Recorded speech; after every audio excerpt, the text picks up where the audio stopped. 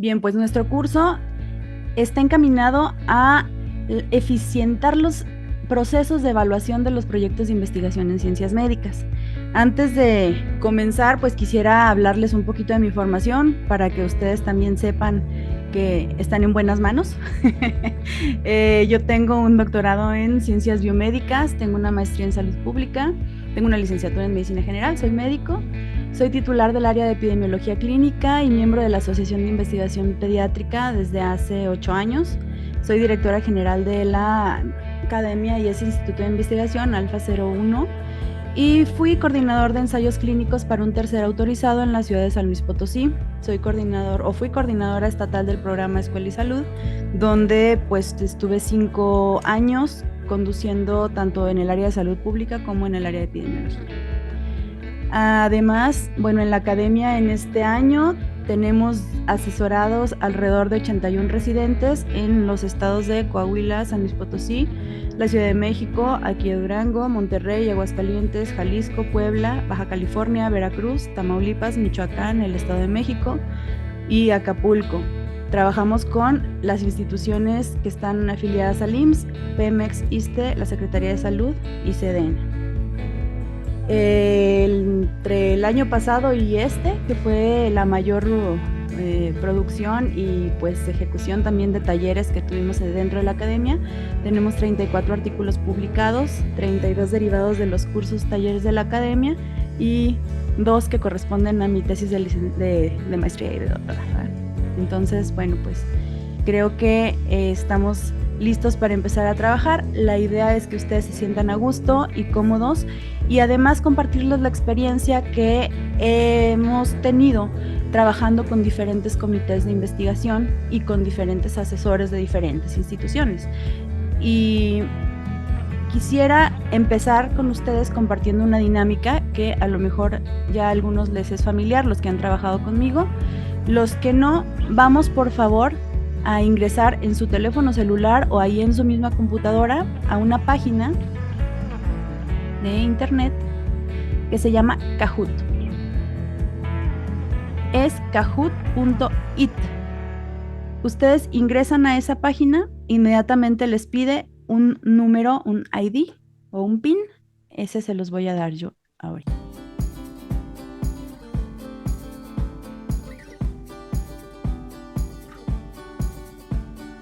Son características de la pregunta de investigación.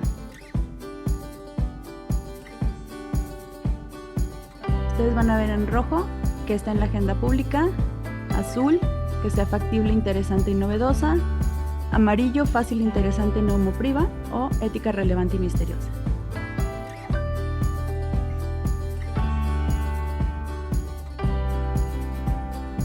Acuérdense que tienen 20 segundos para contestar. ¿Estas son preguntas de verdadero o falso? Dice la pregunta, la magnitud de un problema de investigación se debe expresar en términos cualitativos. Siguiente pregunta, la trascendencia de un problema de investigación se debe de expresar en términos cualitativos. Azul verdadero, rojo falso.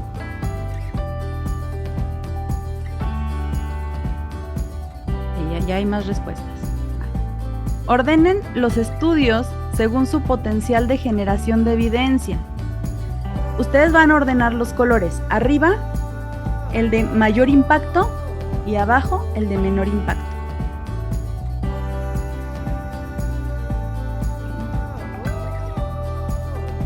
Ordenen los pasos de revisión de los elementos dentro del protocolo.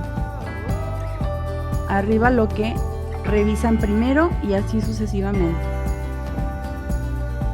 ¿Cuál es el objetivo principal en la elaboración de la tesis de especialidad médica? Rojo, generar conocimiento nuevo. Azul, publicaciones en revistas indexadas. Amarillo, el aprendizaje del médico para la utilización del método científico. O verde, es un requisito para la titulación. Pregunta 9. Todos los estudios deben de tener hipótesis. Esto es azul verdadero, rojo falso.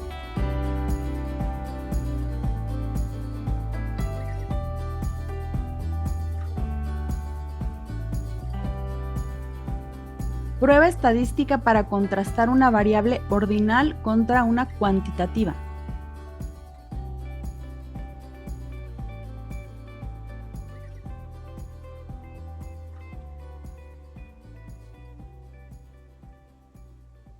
Okay.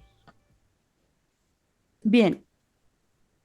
Aquí en estas preguntas, porque si se fijaron, hay algunas que tenían más de una respuesta.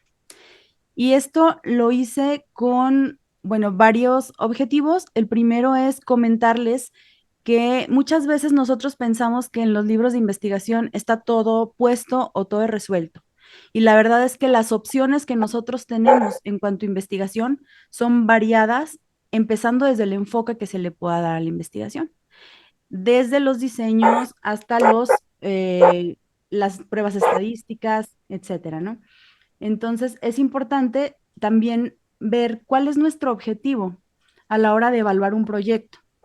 Aquí me llama la atención, por ejemplo, que 3 personas comentaban que el generar nuevos conocimientos y se vale porque uno de los objetivos de estar nosotros haciendo un proceso de investigación efectivamente debe ser la generación de nuevos conocimientos. Pero cuando hablamos del proceso del desarrollo de un estudio de investigación dentro de una especialidad médica, es cuando empieza a tomar matices un poco especiales por las características propias de los residentes, porque muchas veces la limitación en algunos aspectos de su formación no nos permite ser como tan ambiciosos para decir vamos a tener una generación de nuevo conocimiento a partir de esto. Sin embargo, sí nos permite establecernos como un objetivo el que se empapen de la construcción y del conocimiento del método científico. Eso me parece a mí un objetivo bastante sólido y que, bueno, la mayoría de ustedes pues respondieron eso. Siéntanse libres de levantar la manita para ir interactuando, por favor, en el transcurso de la clase y vamos platicando. ¿Qué entienden ustedes o cómo se define o qué estructura tiene un protocolo de investigación? ¿Para qué nos sirve? ¿Y qué es lo importante que nosotros le evaluemos al protocolo? Entonces, mi primera pregunta sería, ¿ustedes cómo definirían un protocolo de investigación? Bueno, son los pasos necesarios para llegar a la final de una idea o de una pregunta que se tenga. Es algo estructurado para pues evitar tanto error, evidentemente. Ok. Ujú. Doctora Tinoco. Gracias. Perdón, es los pasos que se tienen que seguir para poder hacer un estudio que va a dar por resultado un nuevo conocimiento. Ok. Entonces, generación de nuevo conocimiento. Ok. Paulina. Mm, Yo considero que es un plan de trabajo que se va a estructurar con la finalidad de resolver algún problema que detectemos. Entonces aquí tocamos 3 aspectos muy importantes. Mencionamos disminución de la posibilidad de error, generación de nuevos conocimientos y la serie de pasos estructurados para resolver una interrogante que nosotros tenemos.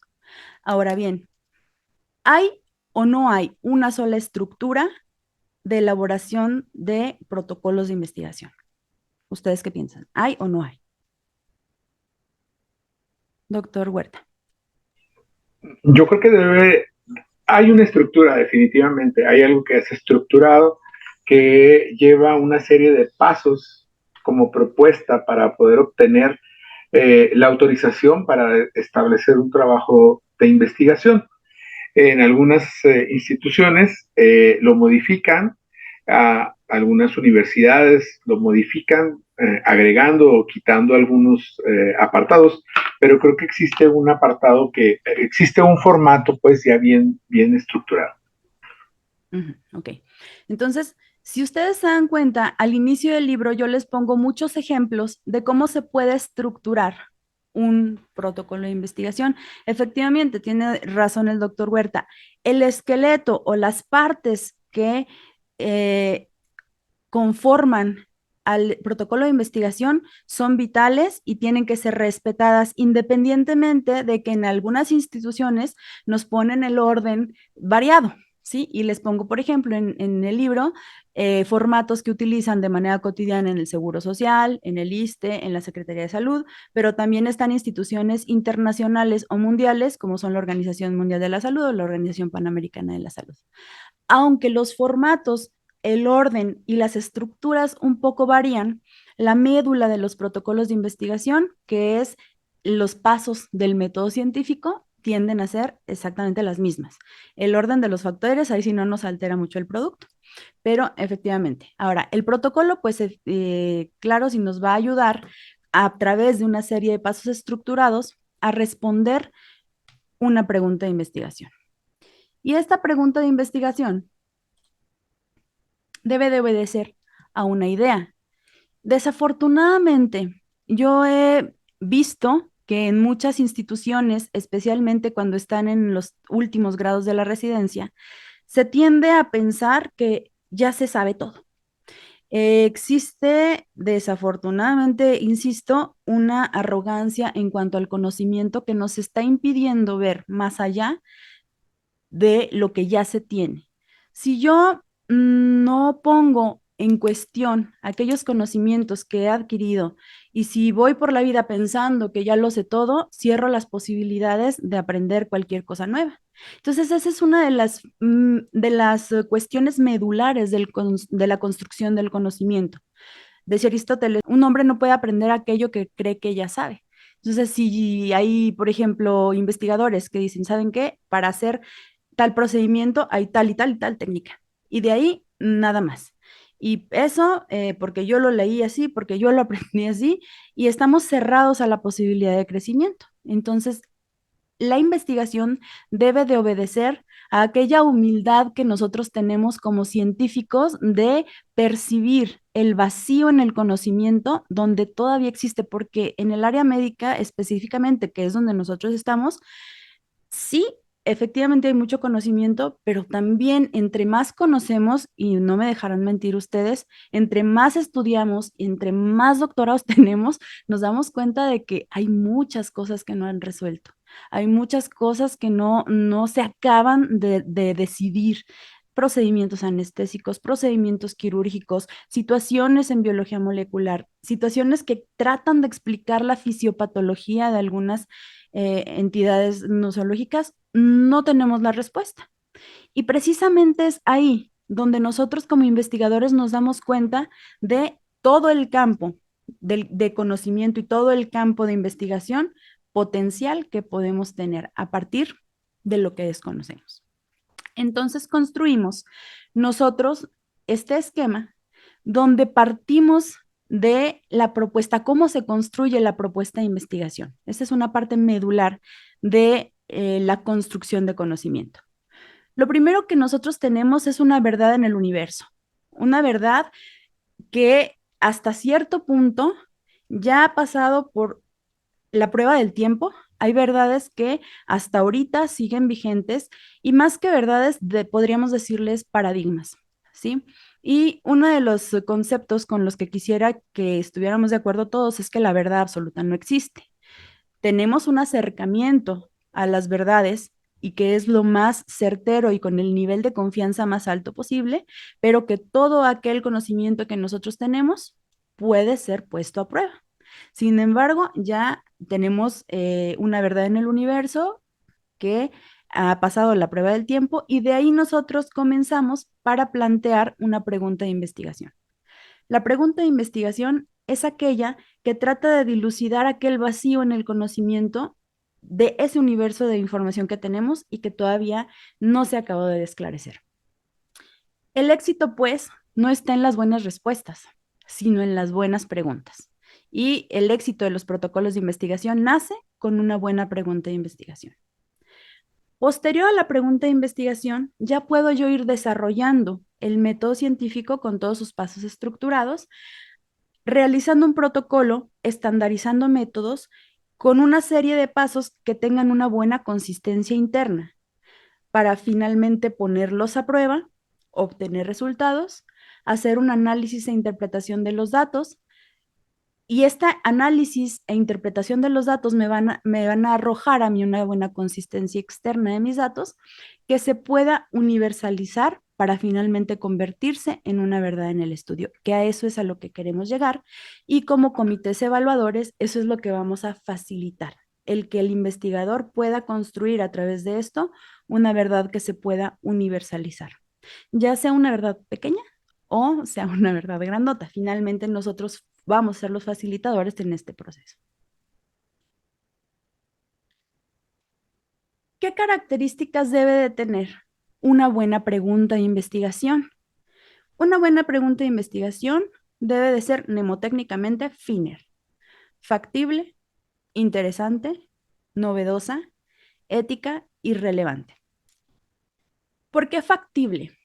No sé si a ustedes les ha pasado, pero a mí me ha tocado tener muchos alumnos así, que de repente tienen unas ideas buenísimas, pero quieren revolucionar el mundo. Y para hacerlo necesitan recursos económicos, recursos humanos, infraestructura. Y dice, bueno, pues está buena tu pregunta, pero no es factible. Sí, y a lo mejor trata uno como que de darle un poco para atrás al investigador, pero no es porque uno le dé para atrás, sino porque sin esta factibilidad es imposible de llevarse la idea a cabo y al final tenemos protocolos truncos. ¿De qué sirve que nosotros demos una aceptación para algo que en cuanto empiece a ejecutarse no se va a poder? Entonces, una de las principales estructuras de la pregunta es la factibilidad. La segunda, que es a mí algo que me parece muy importante, interesante. ¿Interesante para quién? ¿Qué opinan ustedes? ¿Para quién debe ser interesante la pregunta de investigación? Para el investigador. Sí, doctora. Para el alumno. Exacto. ¿Por qué? Porque si no le interesa el tema, pues poco se va a aplicar, ¿sí? Tiene que ser algo que él quiera, que a él le nazca y no impuesto, ¿sí? Exacto, porque a la mitad ni del semestre, del mes, ya les dio flojera. No quieren estudiar, no quieren hacer un marco teórico bien elaborado, porque no les interesa.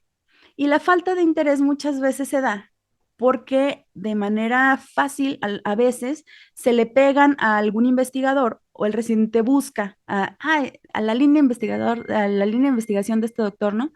Aunque es un tema que no me interesa porque se piensa que ya el trabajo ya está hecho, porque a lo mejor les van a dar un tema y porque todo ya va a estar desarrollado.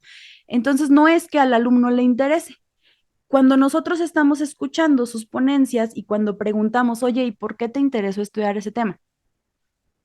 O sea, como si fuera la pregunta de desarrollo de cómo se inventó la bomba atómica, no se quedan en blanco. Y la respuesta que más frecuentemente escuchamos es que mi asesor me dijo. Error. Eso, aunque esté súper interesante el tema, de entrada, quien esté asesorando protocolos, si a su residente o si al investigador no le interesa el tema, no, porque nos van a botar el tema a medio camino. Bien, novedoso.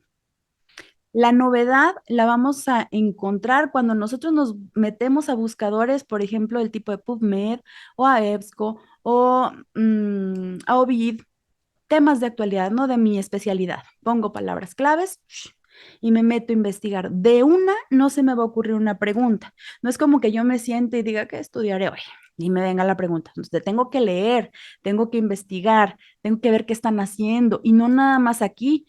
Probablemente hay temas que estén muy raspados, pero que en otros países se estén haciendo muchas cosas y aquí no se estén haciendo. O al contrario, hay cosas en que México tiene mucha experiencia, pero que otros países apenas, o porque no tienen nuestra misma problemática o dinámica epidemiológica, no los estudian. Entonces hay temas muy interesantes que van a nacer de que el alumno lea, se actualice y de que busque estos puntos. Ética.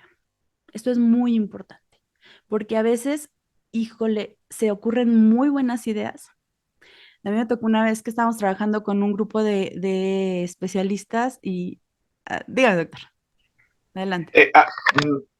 A mí me interesa mucho su opinión, Masa, con respecto a cuando a los estudiantes, residentes, los encasillamos en algo que se llaman líneas de investigación. Muchas veces los invitamos y ellos consideran que es una gran oportunidad. Sin embargo, las líneas de investigación no tienen nada que ver con lo que ellos quieren, gustan, con lo que se aman y con lo que se apasionan. Y entonces parece que estamos en una lucha constante. Total, en guerra. De hecho, a mí me ha tocado darles para atrás a temas a algunos alumnos y la cosa aquí es muy simple. ¿Cómo despierto el interés en el residente en verdad, no? Normalmente terminamos la especialidad y algunos de ellos pues van a hacer la especialidad y ahí está, ¿no? Pero otros quieren ingresar a la subespecialidad. Y uno de los aspectos que les evalúan para entrar a la sub es la publicación de artículos. Entonces, si ellos de entrada ya tienen un gusto, una línea de investigación, aunque a lo mejor en el hospital no tengan, por ejemplo, el acceso a cierta tecnología o a ciertos pacientes, pero sí pueden ir encaminándose, ¿no? Que a lo mejor, por ejemplo, de gine, bueno, no me interesa todo, pero me interesa operar, o me interesa perinato, o me interesa la anestesia, pero me interesa de este tipo, ¿no? Geriátrica. Entonces, más o menos, si nosotros vamos encaminándolos por ahí, y si ellos logran, aparte, sacar una publicación de esa tesis, van a tener la puerta semiabierta a la subespecialidad. Entonces, ese puede ser un buen incentivo, pero sí, definitivamente, doctor, a alguien que no le interese, yo no lo aceptaría yo como alumno, porque es muy difícil y luego son muy problemáticos de terminar esos temas. Pues les comentaba, ¿no? En cuestión de lo ético, que me tocó una vez trabajar con un grupo de enfermeras que tenían muy buenas ideas, por eso les digo que de ideas, híjole, ¿no? Entonces estas enfermeras decían, no sé qué, doctora, vamos a hacer un estudio porque a nosotros nos parece que a los bebés que se les saca del cunero para bañarlos, a los bebés prematuros, no ganan tanto peso como a los bebés que se les atiende dentro de la incubadora con toallitas húmedas. Pero me decían, vamos a hacer. Yo sí, pues muy buena idea, ¿no? Entonces aquí la idea es vigilar la ganancia ponderal de un grupo, ta, ta, ta. Y luego me dice, bueno, es que ya lo hicimos. ¿Cómo que ya lo hicieron? Sí, no, ya lo hicimos. Lo que pasa es que nos turnamos, o sea, ellos ya habían hecho todo, ya habían vigilado a sus niños, ya a propósito, ya habían hecho un grupo que sacaban de la incubadora y otro grupo que limpiaban dentro de la incubadora. Y sí, o sea, está padre. Y sí, sí es cierto, sí la ganancia ponderal era cuando no se le sacaba al niño de la incubadora porque la pérdida de calor, perdón, era diferente cuando no se le sacaba de la incubadora, pero la cuestión ética estaba terrible porque ellas ya habían hecho un proceso de experimentación en bebés prematuros, sin el consentimiento de la mamá, sin un consentimiento institucional. Entonces, bueno, hay que cuidar también. También les habrá tocado que llegaría alguien y les dijera, ¿saben qué, doctora? Ya tengo, mire, aquí está mi información, aquí está mi base de datos. ¿En qué momento sacaste esa base de datos? ¿Quién te dio permiso? ¿Cómo? Es más, ¿cómo homogeneizaste tus procesos para que pudieras hacer la comparación entre grupos? Y claro, son ideas muy buenas, pero esa tentación que da hacer las cosas sin todo esto detrás es mucha y es pues también algo que tenemos que cuidar, ¿no? Y finalmente, pues relevante. Hay temas que son novedosos, hay temas a los cuales se les ha dado como mucha importancia, pero por ejemplo sabemos, ahí sí que esto es cosa de conciencia social, que la mayoría de nosotros, cuando menos en este país, tenemos recursos muy limitados para la investigación, muy limitados. Y de esos recursos limitados, pues tenemos que saber dónde ponerlos y a quién vamos a beneficiar. Entonces, muchas veces hay ideas que son muy buenas, pero se van a llevar muchos recursos y a lo mejor ese recurso podría haberse ocupado para hacer otras dos, tres investigaciones con un poco menos presupuesto, con un beneficio mayor. Entonces, también la relevancia social o la importancia que tenga lo que yo estoy tratando de resolver, muchas veces rebasa a que la idea sea a lo mejor brillante, pero que vaya a impactar en uno o dos pacientes, ¿no? ¿Hasta aquí alguna pregunta acerca de la pregunta, valga la redundancia, de investigación? Bien. Ahora les voy a pedir por favor que hagamos rápidamente un ejercicio. En la página que se dieron de alta en la mañana, que batallamos un poquito para que lo se den de alta, en la de Wisbu, están una serie de documentos. Uno de esos documentos, en la segunda parte, dice Deconstruyendo el protocolo de investigación. Por favor, abran ese documento. Entonces, ahora sí, ya vamos a revisar ese 3 hours later. documento. Vamos a dar 10 minutos. Y en 10 minutos, lo que alcancen, ¿eh? Eso es ejercicio. Lo que alcancen, vamos a hacer un dictamen. Porque sí, porque no. 3 hours later. El protocolo que acaban de analizar amerita. Rojo, aprobación. Azul, aprobación con cambios menores. Amarillo, aprobación con cambios mayores. Verde, ser rechazado. Azul, me faltó tiempo para analizarlo. Morado, el protocolo no es de mi área.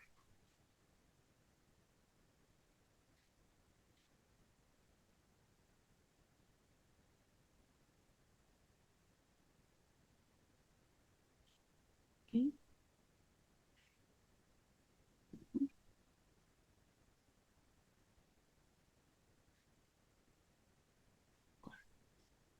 ¿Qué elementos por orden de importancia tomó en cuenta para llegar a su conclusión?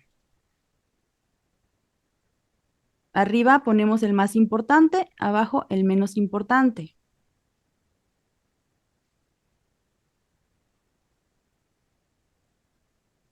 Ok. Si se fijan, en este ejercicio que hacemos, aunque haya sido una lectura muy rápida del protocolo, hay discrepancias, porque no es lo mismo una aprobación con cambios mayores que una aprobación con cambios menores. Y en cuanto al tiempo, deberíamos nosotros de tener un sistema, o es lo que vamos a proponer ahorita, para hacer una evaluación de los puntos medulares de la construcción del protocolo. Entonces, aquí es donde vamos a empezar a desengajarlo. ¿Por qué?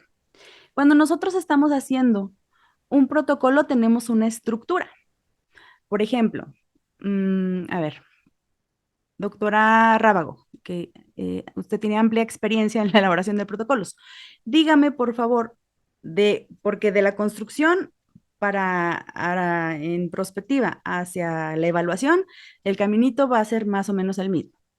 ¿Cuáles son los pasos que usted sigue para la elaboración del protocolo? ¿Con qué empieza? Primero empezamos con el título, ¿sí?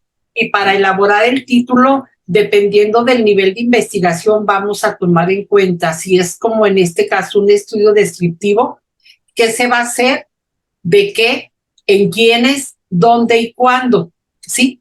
Cosa que en este protocolo que acabamos de ver cambiaba de ciudad, cambiaba todo, ¿sí? Era en Gómez, en Chihuahua, en Durango y así.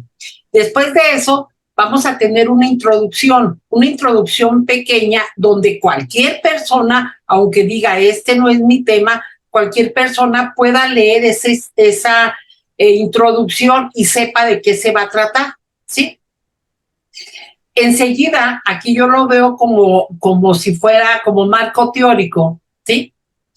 Aquí en la estructura que usted nos dio. Entonces, ahí es donde se desarrolla todo mucha gente dice quién sabe qué de la ciencia, el estado actual de la ciencia, el estado de arte, así menciona, pero es lo que hay, lo nuevo, ¿sí? Que se ha encontrado aquí y allá. Para eso tiene uno que hacer una revisión exhaustiva de la literatura.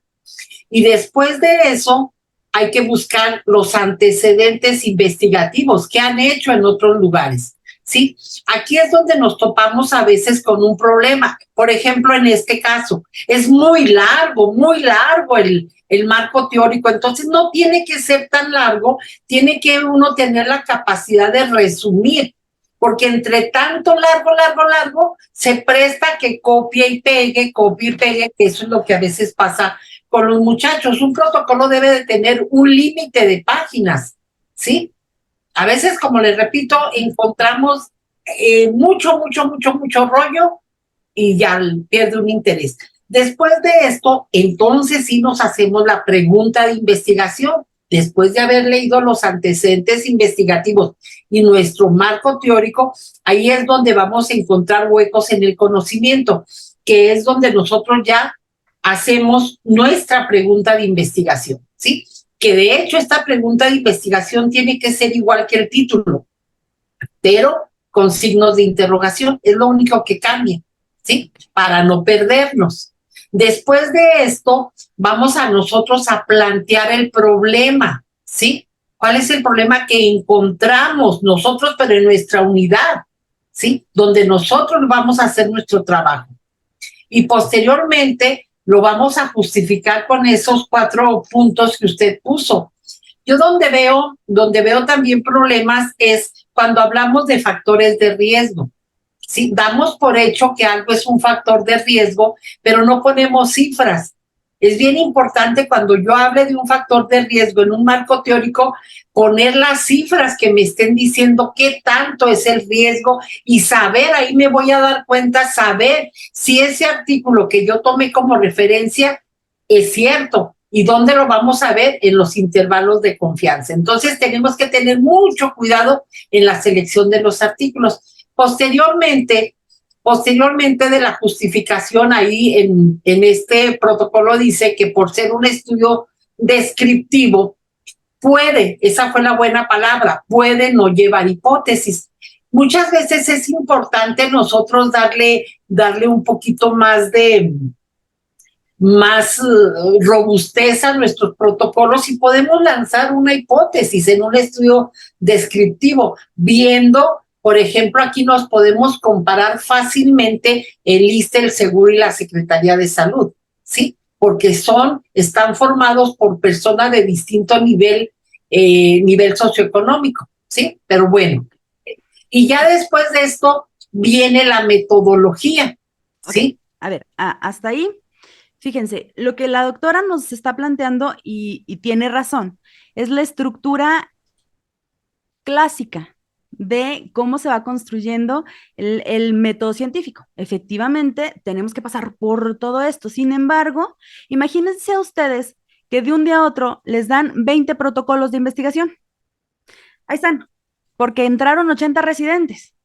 Y aquí se trata de ser súper prácticos a la hora de evaluación de protocolo. Entonces, efectivamente, ya habíamos dicho, cada protocolo puede tener su estructura. No es tan mal. Entonces, de hecho, de entrada, nosotros podemos proponer una estructura, que es lo que tengo entendido, se hace cuando menos en el comité del materno, que tiene una estructura fija para que no anden disvariando después con la estructura de la PAJO, con la estructura de la OMS, porque hay muchas.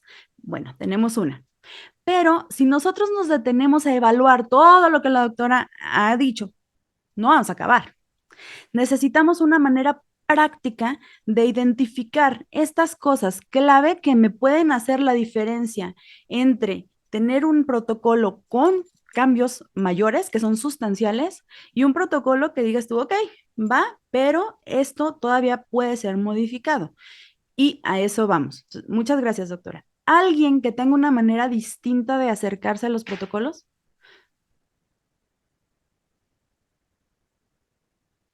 ¿Todos tenemos el mismo sistema? Sí, ¿verdad? Porque es lo que dicen los libros. O sea, realmente es lo que dice la estructura de los libros. Bueno, vamos a ver, ¿qué tal si hacemos una propuesta por sistemas de la evaluación del protocolo de investigación? Con la finalidad de darme cuenta, ¿en cuánto les di? ¿10 minutos? De saber si este protocolo que yo tengo en las manos vale la pena continuarle o me paro en seco, que lo mismo es para la evaluación, les comentaba, que para la elaboración. Cuando yo estoy elaborando un protocolo, tengo que tener una estructura, es como el esqueleto que le va a dar fortaleza a todo lo demás. Y por dinámica y pues también por efectividad, ¿no? Lo último que nosotros hacemos es el marco teórico. Lo último, claro, necesitamos nosotros tener frente a nosotros al investigador, que va a ser el responsable, que ya sea chutado artículos y libros y sea ducho en el tema. Pero antes de empezar a redactar el marco teórico, necesitamos saber si esta idea tiene la estructura suficiente como para ser ejecutada, y eso lo vamos a hacer a través de 3 sistemas. Comparto pantalla. Primer sistema. Si ustedes se fijan, en el protocolo que les puse, hay algunas partes que son destacadas porque incluso tienen título en cada parte. Pregunta de investigación, hipótesis, objetivo general, diseño y estadístico de respuesta. Esas son las 5 cosas más importantes del protocolo. Si nosotros tenemos un error en cualquiera de estos 5 puntos, el protocolo que yo esté evaluando no vale la pena, lo doy para atrás y no me entretengo en ver, digo, sí es importante, pero bueno, esa es pecata minuta, ¿no? ¿De qué me sirve que si ya puso bien el OR, que si está bien la correlación, que si tiene un perfecto, es un marco teórico, si todo esto no está bien estructurado? Y eso pasa muy a menudo. Entonces, ¿qué tengo que ser? El esqueleto perfecto de mi protocolo tiene que ir basado en estos pilares. La pregunta de investigación, como ya lo comenté, que tenga estos puntos, rápidamente le doy una checada: factible, interesante, novedoso, ético y relevante. Pasa. Una buena pregunta de investigación solita me va a sugerir la hipótesis. Entonces, normalmente, si yo estoy haciendo una pregunta que me plantee describir una población, pues bueno, pues puede carecer de hipótesis. Ya nos podemos meter en rollos de que si me aventuro más, de que si me arriesgo y pongo una hipótesis, pues regularmente bajándonos al plano de una investigación que sea democrática, o sea, que puedan hacer todos los residentes y que me entiendan fácil sin enrollarnos, estudio descriptivo no lleva hipótesis. Estudios analíticos van a llevar una hipótesis, pero la hipótesis va a ser congruente con la pregunta de investigación, que es ahí donde de repente tenemos una buena pregunta bien estructurada. Si yo quiero conocer si hay asociación entre la hemoglobina glucosilada y los niveles de triglicéridos en el paciente con, no sé, con síndrome antifosfolípidos, no, yo qué sé. Bueno, pues la hipótesis me tiene que contestar esa pregunta. Normalmente ya se enredaron en el marco teórico y en la justificación, y cuando llegan a la hipótesis ponen disparate y medio. Entonces, antes de enredarnos en eso, hagan de cuenta que vamos a hacer como un filtro y vamos a sacar a la luz la pregunta de investigación que sea congruente con lo que yo estoy hipotetizando, y que esa hipótesis, como decía la doctora Rábago, pues nomás es cuestión de cambiarle signos, y sí, es una cuestión muy didáctica. Si mi pregunta es, ¿cuál es la prevalencia? Bueno, pues mi objetivo general será identificar la prevalencia, no 5 cosas más. Sí, y el diseño tiene que estar en congruencia con el objetivo general. Si yo quiero hacer un análisis de 2 de indicadores y saber si hay una correlación entre los 2 indicadores, mi objetivo general será determinar si existe correlación.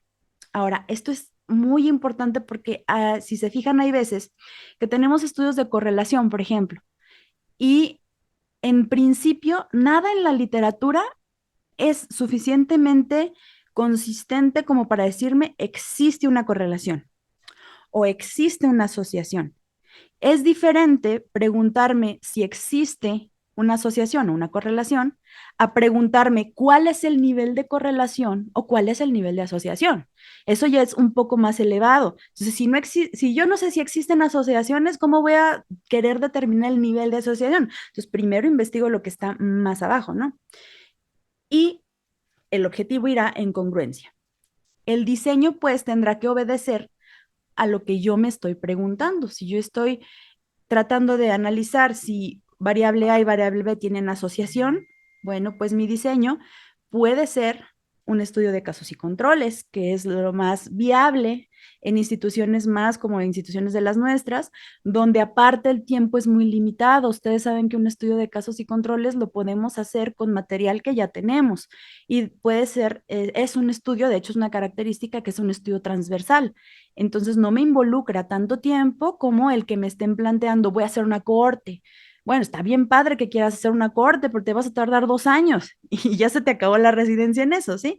Entonces, fíjense cómo yo extrayendo esta estructura puedo darme cuenta si el protocolo puede tener o no puede tener un buen fin o no, ¿sí?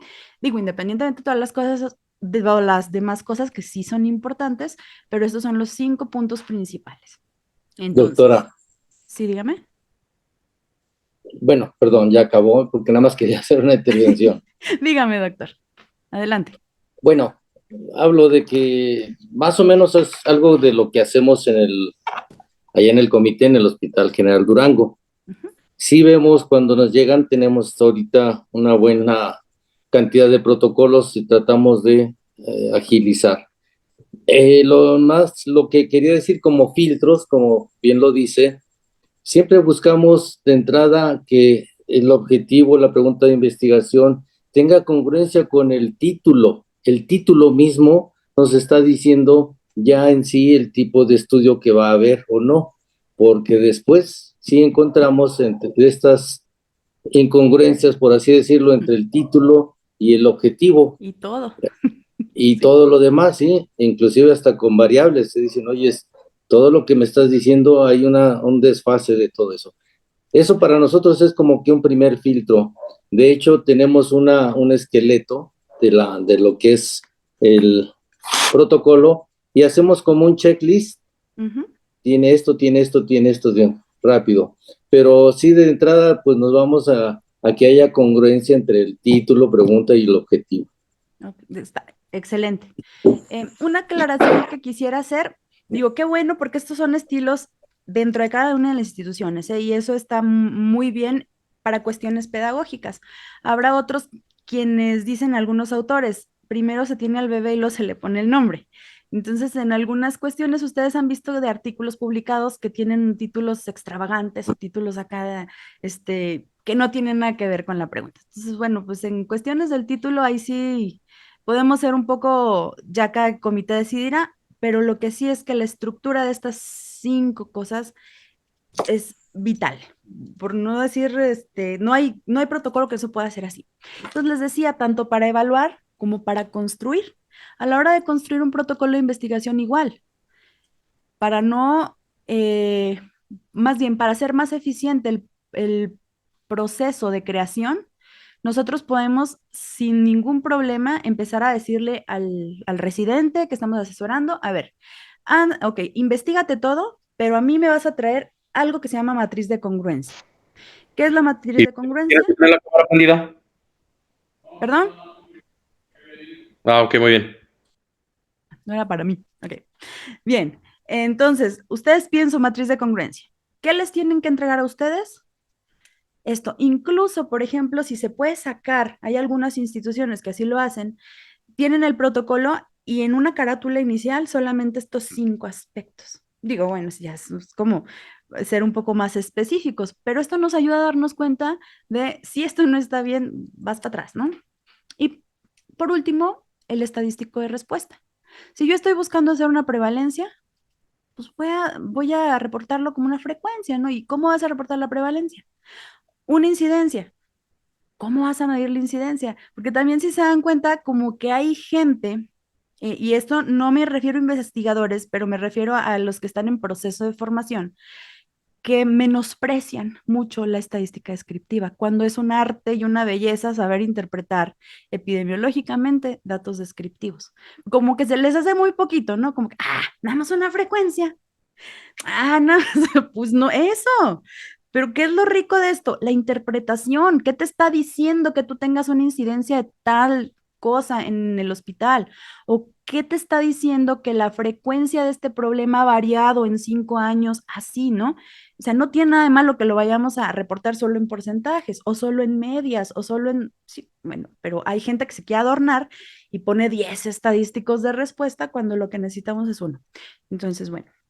Después de tener estos 5 puntos principales que yo sugiero que sí ameritan el aceptar o rechazar un protocolo, nos podemos ir al segundo sistema. Hacemos un zoom en lo que ya estructuramos, que ya es sólido. Ahora, ¿a dónde me voy? A los objetivos específicos que también estos 4 puntos tienen que ir como bailando, ¿no? De la mano, tienen que estar completamente engranados. Los objetivos específicos con la operacionalización de las variables, porque justo es, a lo mejor por la extensión de los documentos que de repente se pierden, empiezan a redactar y luego tienen 3 objetivos, tienen 10 variables y luego en el instrumento de recolección de datos tienen 20 datos porque a alguien se le ocurrió decir, si ya tienes al paciente enfrente, pregúntale esto, si ya le sacaste sangre, saca esto, saca. Entonces pensamos que el paciente es un banco de sangre o un banco de datos y tampoco se vale. Si yo tengo 3 objetivos, debo de operacionalizar esas variables, tengo que tener mi plan de análisis estadístico para saber qué le voy a hacer a esas variables, si no va a ser una base de datos enorme de 50 datos que cuando yo la tenga enfrente no voy a saber cómo analizarla porque no dije ni para qué quería tanto dato, ¿sí? Entonces eso se vuelve muy puntual y a mí me da la oportunidad de justo como una artesanía ir construyendo lo que va a ser mi protocolo. Pero si se fijan, ya tengo 5 datos que son medulares, 4 del segundo sistema, que es uno de los que mencionó ahorita el doctor Álvaro, que es la operacionalización de las variables, entonces bien operacionalizadas. El plan de análisis estadístico, qué les voy a hacer, y el instrumento o el formato de recolección de datos. Todo en congruencia. Y de hecho, ahí ya le pondríamos después, cuando veamos lo de análisis de datos, que la base de datos que yo haga en Excel o en Stata o en SPS o en lo que ustedes quieran, nada más es un traspasar mi formato de recolección de datos que ya tiene todo. Hasta cómo le voy a poner los números con los que voy a ingresar el código. 1, 2 significa si tiene o no tiene, sí, pero todo me lo va a resolver el protocolo si está bien hecho. Este es el segundo sistema.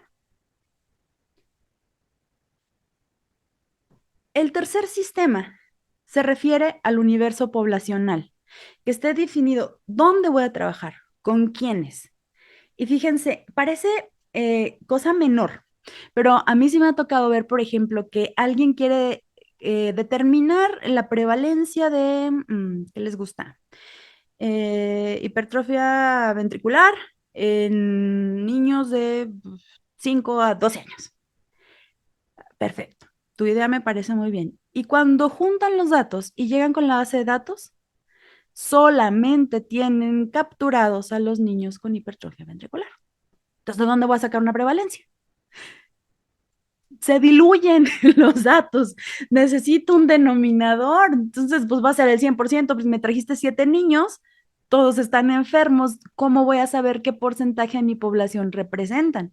O cuando están calculando la muestra, sale la muestra y lo dicen, es que son muchos, son 200. Sí, pero son 200 de tu población total, donde vas a tratar de encontrar cuál es tu patología y a menor frecuencia de la patología, evidentemente va a ser más grande el universo muestral, porque si no, no vamos a encontrar lo que estamos buscando. Si estamos buscando una patología que se presenta en el 0.05% de la población, pues necesito 1000, necesito 2000, o sea, necesito mucha gente para poder encontrar las personas que tienen esa patología. Entonces, es muy importante, parece obvio, pero no lo es tanto porque cuando los revisamos, los documentos, resulta que no. El tamaño de la muestra. A ver, voy a balconear, espero que no hagan así ustedes, pero bueno, si son, pues ni modo. Ya los balconeé ustedes, no, pero no fueron ustedes, fueron de una institución verde que anda por ahí. Resulta que se hizo un manual de investigación para facilitar el proceso de elaboración de protocolos. Y en el cálculo de tamaño muestral, bueno, aquí va a ser un paréntesis, ¿eh? Todo lo que se habla en la clase, tanto de ustedes como mía, se queda en la clase, ¿no? Me entero de que la doctora dijo que bueno, pues dicho esto, llegan conmigo alumnos y dice, doctora, pues es que usted en el taller me enseñó a hacer un cálculo de tamaño de muestra para estudios de correlación y resulta que me están exigiendo que use en la muestra el tamaño total de mi población. ¿Cómo? ¿Cómo te están exigiendo eso? Sí, o sea, a fuerza quieren que yo meta el total, por ejemplo, el total de mujeres embarazadas o el total de mujeres o población hipertensa o el total de población diabética en la fórmula. Pero pues no, no podemos saber, ya les explicaba yo. Cuando hacemos estudios de prevalencias o estudios donde nuestra intención es describir una media de un valor en la población, bueno, pues tenemos una fórmula que es para estudios de prevalencias y que son para poblaciones finitas o para poblaciones infinitas. En este caso. Pero si tu estudio es de casos y controles, vas a tener que utilizar una fórmula para estudios de casos y controles. Si tienes un estudio de correlación, vas a usar una fórmula para estudios de correlación. Y cada fórmula, según sus principios matemáticos, te pide que utilices valores conocidos. Por ejemplo, si yo voy a hacer un estudio de casos y controles, seguramente mi fórmula me va a pedir que dentro de estos valores utilice una razón de momios conocida. Si yo voy a hacer un estudio de cohorte, me va a pedir la fórmula que le introduzca una razón de riesgos conocida. Si voy a comparar proporciones, la fórmula me va a decir, ¿no? Entonces, como que no entendía yo por qué les estaban rechazando y rechazando los protocolos por el tema de que querían el tamaño muestral de su población total. Resulta que en el manual del comité de ética, alguien dijo, pues les voy a enseñar cómo sacar una muestra, pero lo único que les alcanzó fue para escribirles cómo sacar una muestra para poblaciones finitas de prevalencias y una para poblaciones infinitas. Entonces ellos pensaron que esas dos fórmulas se aplicaban para todos los estudios. Y como nadie revisó el manual, así se fue el manual. Entonces ahí me tienen a mí peleándome con, pues no con el comité, más bien con el filtro para pasar los estudios al comité, porque estaban empeñados en eso. Entonces, bueno, ¿a qué voy? Pues hay que ser como muy objetivos en este tipo de aspectos. Y bueno, si no lo conocemos, pues cuando menos preguntar, o para eso es el taller, de saber que hay diferentes, así como hay diferentes formatos en que puedo meter el protocolo, hay diferentes diseños con los que puedo contestar una pregunta, también hay diferentes fórmulas para calcular un tamaño muestral dependiendo del diseño de mi estudio y hay diferentes métodos de muestreo que también puedo utilizar, no nada más son los aleatorios.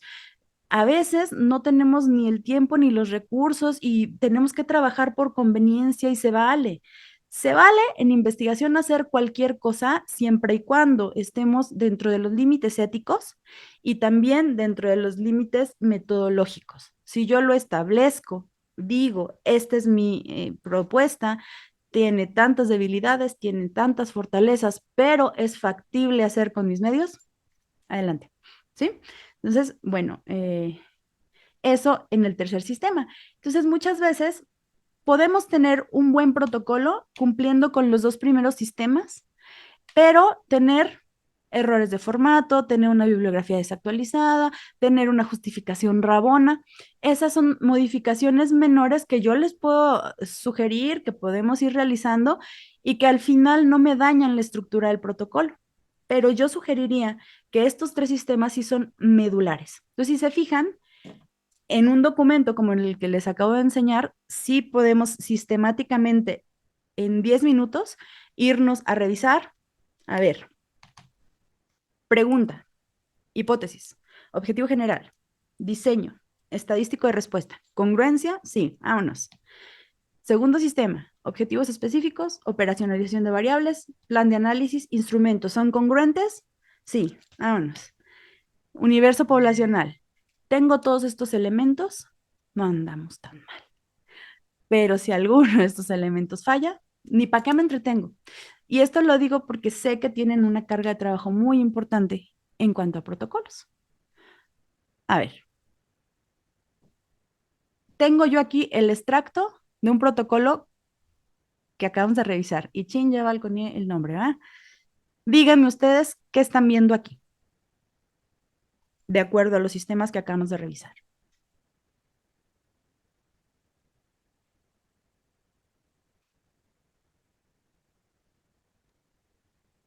El primer sistema. Uh-huh. ¿Cómo te parece, Paulina, que esté el primer sistema? ¿Está bien? ¿Está mal?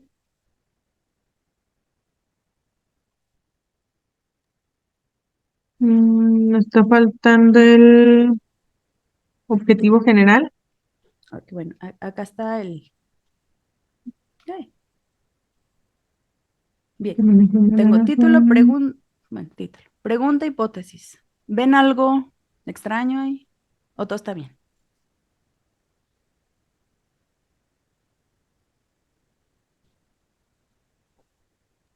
¿Cómo va a determinar la funcionalidad?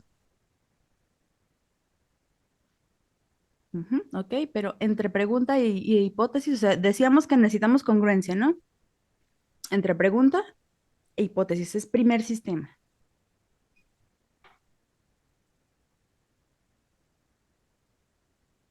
Paulina, ¿me haces favor de leerme la pregunta, por favor?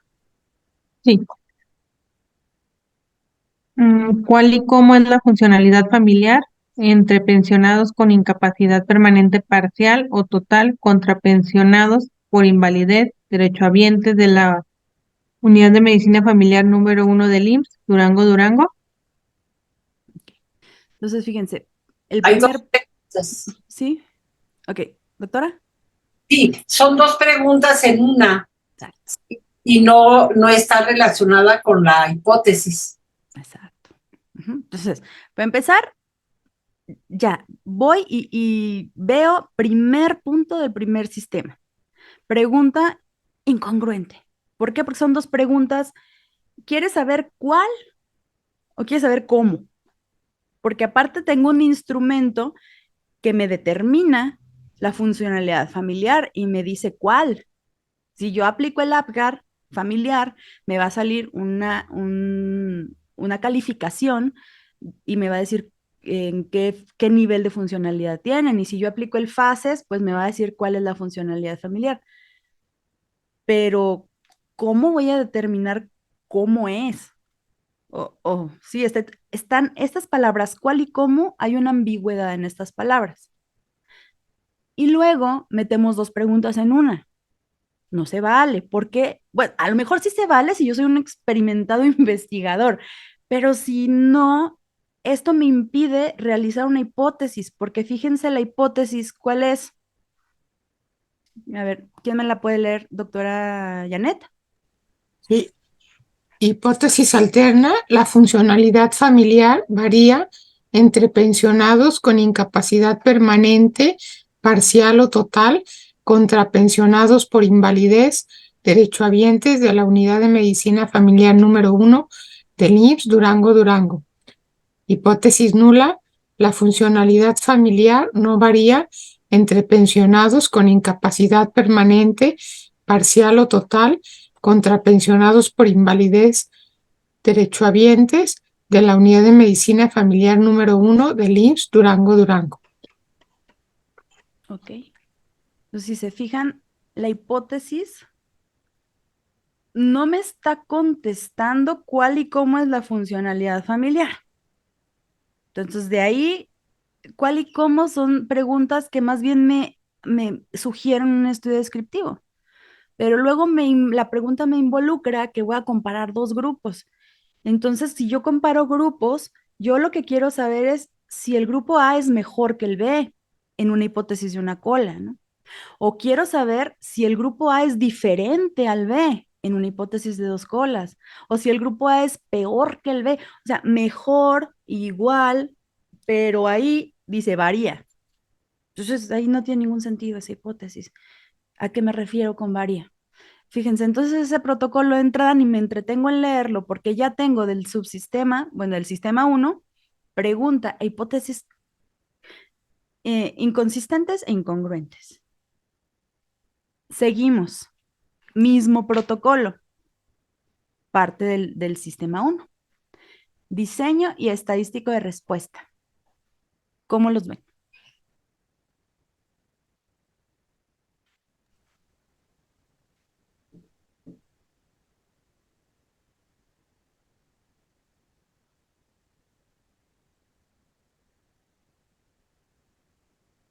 Hay incongruencia en el diseño. ¿Por qué?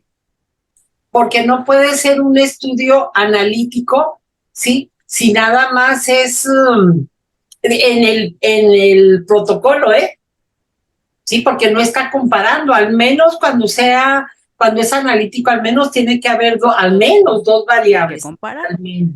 Pero como no sabemos si quiere comparar o no, porque primero me quiere describir y luego me quiere comparar, entonces ya ahí el diseño me queda bailando.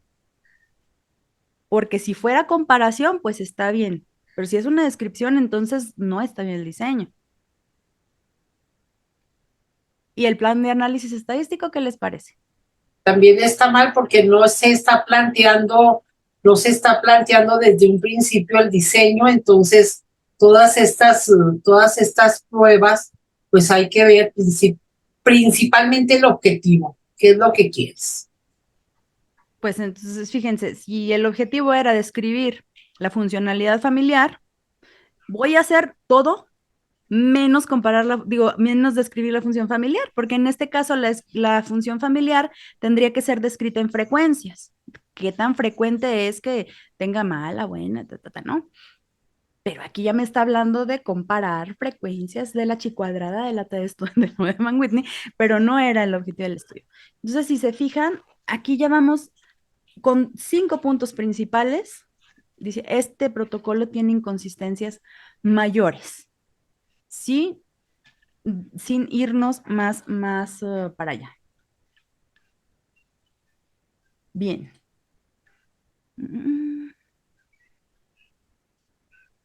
Déjenme.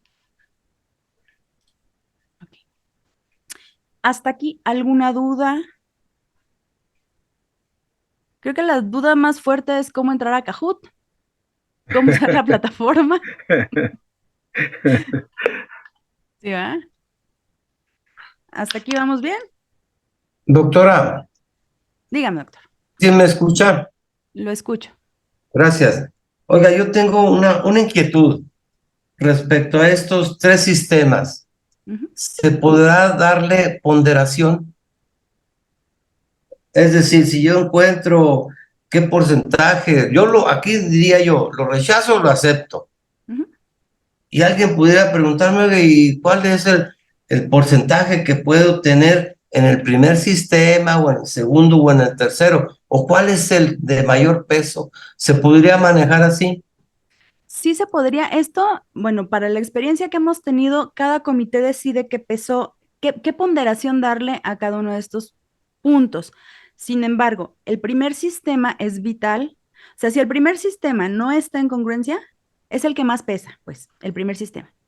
Por eso, en la construcción del protocolo, les comentaba, cuando recién lo están haciendo, yo digo, es lo primero que me tienen que mandar los residentes, por ejemplo, ¿no? Ya teniendo este esqueleto, nos vamos al segundo sistema. Teniendo el segundo sistema, bien, calcular la muestra. Le pongo el tercer sistema.